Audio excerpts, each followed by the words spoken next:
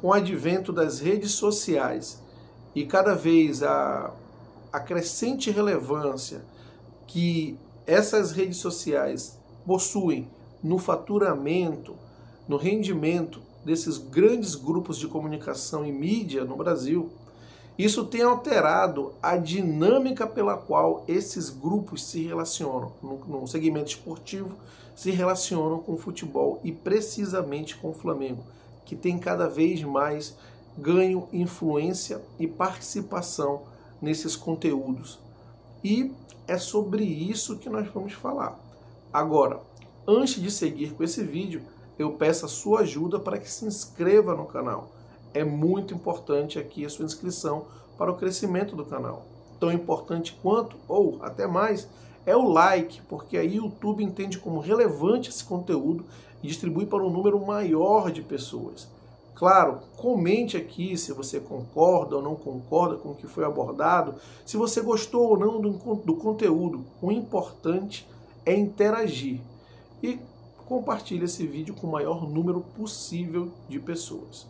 Voltando ao tema do vídeo, a gente tem notado uma importante mudança na dinâmica pela qual programas de debate de futebol têm feito em relação à sua pauta.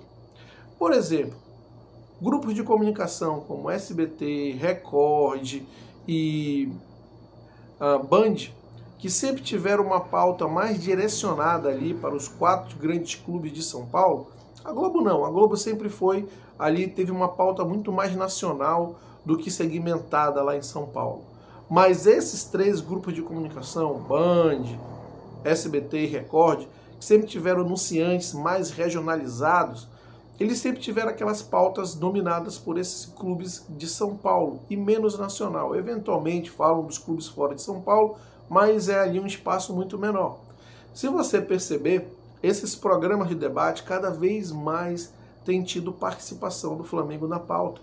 O Flamengo tem representado hoje em torno de 20 a 25% da pauta de um programa como o Band Esporte, os programas de debate no SBT e até mesmo, eventualmente, a Record, quando ela se insere no contexto do futebol brasileiro, ela traz como pauta o Flamengo. Muito mais do que era debatido anos atrás, antes, ou décadas atrás, melhor dizendo, antes do advento das redes sociais. E por que essa dinâmica muda? Porque a maneira pela qual se monetiza hoje, ela também está mudando. Antes, esses programas restritos a transmissões por TV, eles eram muito mais segmentados no mercado de São Paulo. Por isso sempre se dizia, o mercado publicitário é dominado aqui em São Paulo, por isso os clubes de São Paulo devem ter uma relevância maior nas receitas do futebol brasileiro. Isso, há décadas atrás, era até uma verdade, mas é um discurso que não mais se sustenta. E os números estão aí para provar. Eu vou colocar aqui para vocês um chart de quanto representa o Flamengo em relação a engajamento e às interações nas redes sociais. O Flamengo hoje representa 59 milhões de inscritos nas suas redes sociais. E olha a diferença para o segundo lugar, que é o Corinthians, que tem ali 21 milhões de diferença. E eu vou mais ainda. Se você soma o Vasco, Palmeiras e São Paulo, que são os clubes que vêm logo atrás, eles somados não dão os números de seguidores nas redes sociais que o Flamengo tem. Vamos para a parte de interações. O Flamengo ele representa 25,5% das interações em todo o futebol brasileiro. Exatamente isso. Ou melhor, futebol brasileiro da Série A, tá bom? O Flamengo representa 25,5% de todas as interações que ocorrem com os clubes da Série A. Um quarto, ou melhor, mais de um quarto vem do Flamengo. Isso é muito significativo. Aí, você trazendo para a realidade dos programas de TV, como Jovem Pan Esporte, Band Esporte, os programas do SBT, Record, e essas receitas relacionadas à monetização das redes sociais, elas são cada vez mais crescentes nos grandes grupos de comunicação. Então é óbvio que eles começam a mudar a sua dinâmica.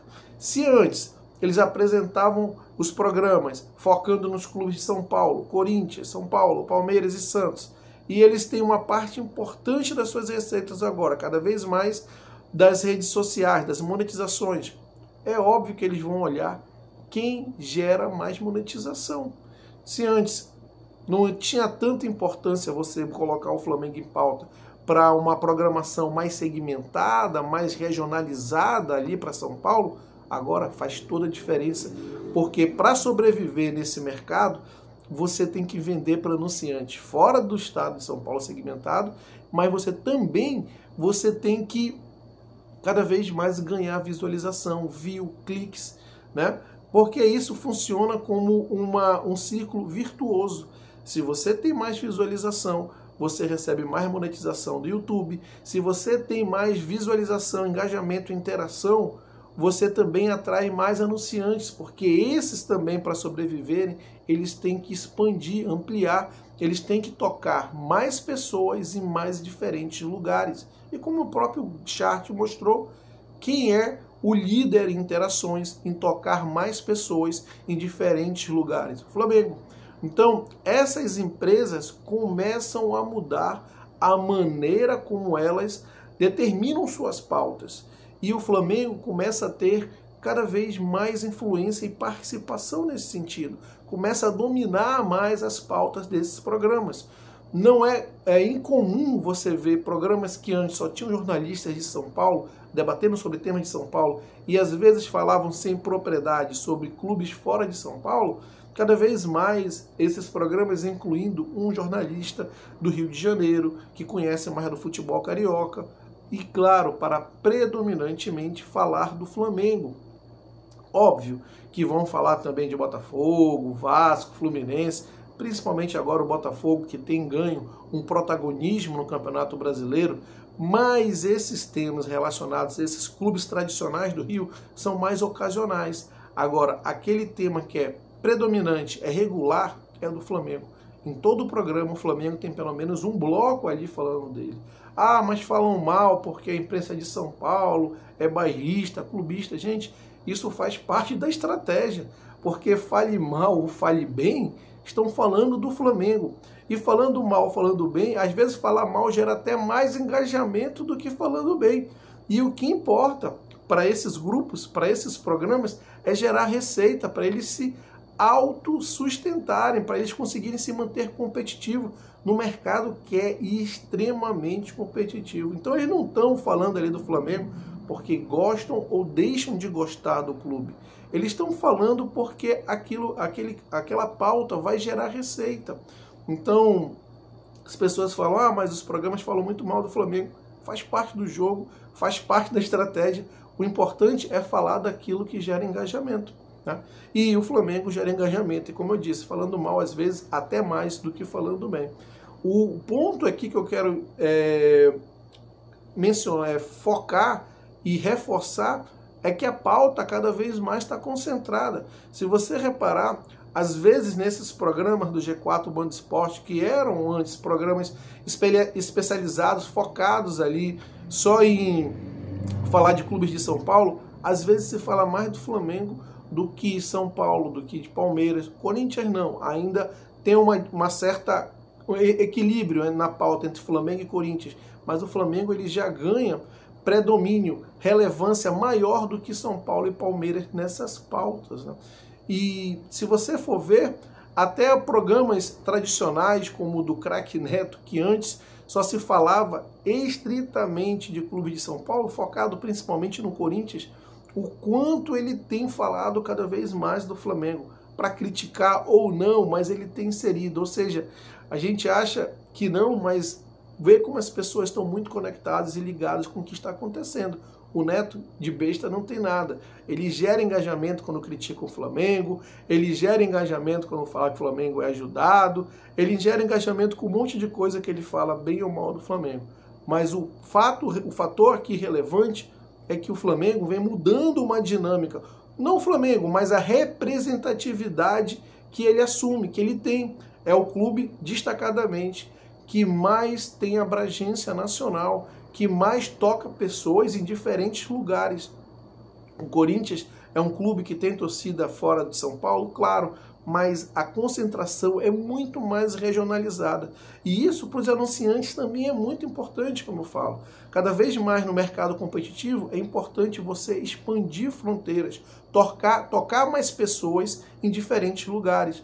E as redes sociais também te passam isso, porque elas segmentizam, elas te dão relatórios de onde vem. Por exemplo, eu aqui no meu canal, eu tenho dados de onde vem minha audiência, e isso também é importante para os anunciantes. E cada vez mais eles estão interessados nisso. As redes sociais te dão essas ferramentas, essa abrangência, que antes você não tinha, porque as transmissões, a comunicação com a mídia não era tão democratizada como é hoje. Só que esse cenário vem mudando e a tendência é que esse cenário se acentue. Por isso, cada vez mais, aquela frase que a publicidade é concentrada em São Paulo, cada vez mais está se desconcentrando, porque as redes sociais elas estão democratizando.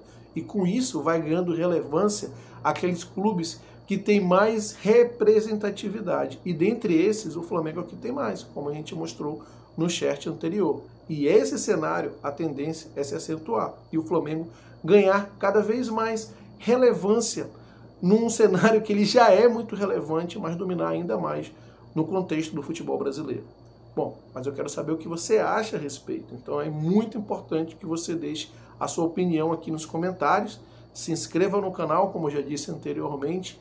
Deixe aquele like para que o YouTube entenda como relevante esse conteúdo e possa distribuir para mais pessoas. E compartilhe esse vídeo com seus amigos.